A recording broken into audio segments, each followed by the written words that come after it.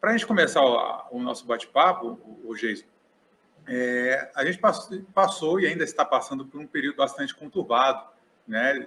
A gente mexeu muito com a questão, a estrutura emocional das pessoas. Obviamente, algumas pessoas conseguiram lidar melhor com os desafios que apareceram, outras tiveram mais dificuldades, mas a gente já tinha um histórico pregresso antes desse período de 2, 3 anos aí para trás, de um quadro bastante significativo. A gente estava ali, pelo menos, no topo do ranking entre os países com o maior número de pessoas com depressão, com ansiedade, né? E todo esse processo gerou ainda mais ansiedade, né? Porque muitas coisas ficaram ainda mais incertas no dia a dia das pessoas.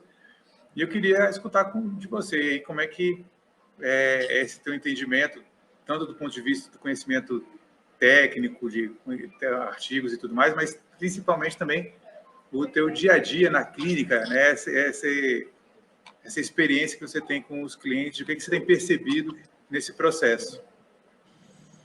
Bom, vamos lá.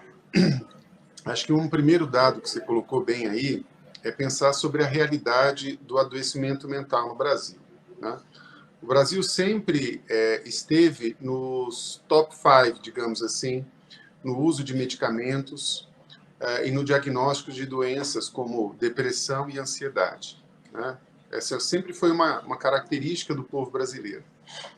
Embora nós sejamos um povo cuja alegria, né, espontaneidade faça muito parte das nossas características, infelizmente a gente vive num cenário em que quadros de depressão e ansiedade são cada vez mais frequentes.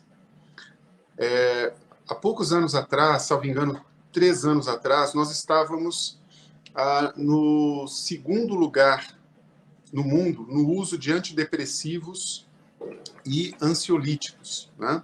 Ansiolíticos são medicações para diminuir quadros de ansiedade. Hoje, já se tem alguns dados indicando que o Brasil é o maior consumidor de remédios dessa característica. Então, o que a gente observa, né? Um período como esse de pandemia, que é um período que criou uma realidade nova, simplesmente do nada, rapidamente a gente teve que se readaptar.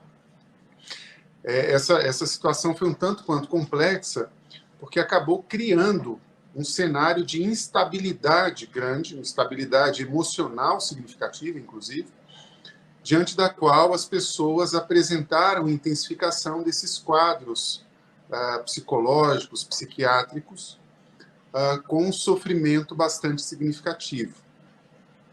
Então, eu diria que nesses últimos anos, nesses últimos 2 anos, o grau de sofrimento das pessoas, especialmente as pessoas que me procuram aqui no consultório, tem sido cada vez mais acentuado, né? O sofrimento tem sido cada vez mais acentuado, indo na direção de quadros depressivos importantes, e aí a gente tem algumas características desse cenário para produzir esse quadro depressivo. E a ansiedade, sem dúvida, aumentou demais pelo contexto da ameaça, né? A ameaça, o medo, as circunstâncias a que fomos colocados por ocasião desta pandemia, isso gerou um senso de ameaça, de medo, né? De terror, eu diria, número de mortes muito alto, levando então as pessoas a um comprometimento no funcionamento psicológico, a um comprometimento no funcionamento cerebral e, por consequência, com implicações bastante significativas na forma de conduzir a vida. Acho que, em linhas gerais, a gente vai observar mais ou menos isso aí.